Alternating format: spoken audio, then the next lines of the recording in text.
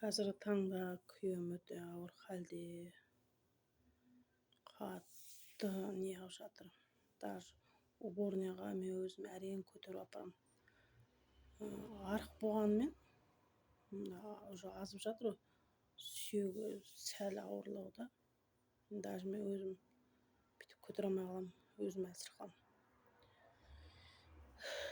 Сол көмек бүйтіп қол ұшын беріп бір көмектесетін адам болса деймін да. Гемоглобин көтеріп беретін. Сол врачтар уже отказ тартты, 8S химия алды ғой. Химия алғанмен сол бесполезно, уже гемоглобин түсіп кетті. Білмеймін қалай көтеруге болады оны. Енді неше түрлі дәрі ішіп жатыр ғой енді. Бірақ білмеймін. Сол. Енді дәрісін врачтар берді, өзінің бауыры әкелді дәрісін.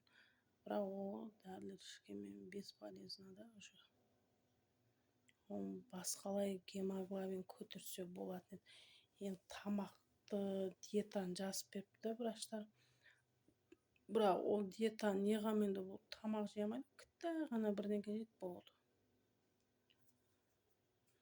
Шіркін, біреу конкретно поддержка беріп бүйтіп көмектесіп жіберсе жақсы болып кетеді, нұр үстінде нұр болатын еді. Енді көз алдымда уже кетіп баратыр да. Іспен дәлелдейді, мен немен дәлелдей аламын? Өзім жүрген бір бейшара, немен дәлелдей аламын мен? Іспен дәлелдейді. Мен не істей аламын мен? Өзім әрең жүрмін да. Білмеймін, мен не істей аламын? Менде пәленбай ақша жоқ қой. Іспен дәлелдейтіндей. Менде бір қаражат, бір миллиардер болсам ше, мен қайтіп іспен дәлелдей аламын? Әйтпесе мен күйеуімді алақаныма салып аялаған әйелдің бірімін ғой. Ешқашан кейбір елдің әйелдері ұқсап, маса ұқсап, деп құлағын ызыңдаған емеспін.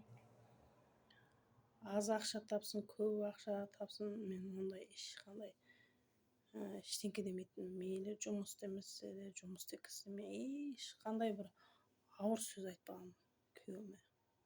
Вообще. Базар жоқ, алақан салып аяладым. Алып бер деген затын алып бердім, кафе дегенге апардым. Әйтпесе жақсылық істедім ғой күйеуіме. Осы бүкіл әлем бойынша мен шығармын күйеуімді ең аялаған әйелдердің бірі. 1000-ның бірінде ғана кездеседі мен сияқты әйел ше. Мақтанғаным шын мәнінде. Мен танитын адамнан сұрасаң, мына күйеуің қалай бақты десең, алақанға салып аялап. Біреу тиіссе барып бытшын шығаратын. Күйеуіме біреу тиісіп көрсін, бытшын шығарып, шашын жұлып қолына беретін. Енді Құдай денсаулығын алып қалды, енді тағдырдың жазған шығар, маңдайыма жазған шығар енді. Әр адам әрқалай сыналады ғой. Әр адамда әрқалай сынақ болады. Біреу баламен сынайды, біреу күйеуімен сынайды, біреу денсаулықпен сынайды. Бұл өмір әр адамның сынақтары ғой.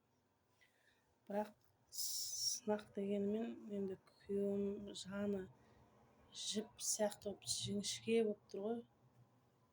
Жіптей болып ілініп тұр да. Мынандай жіп сияқты жұқары білініп тұр да. Сол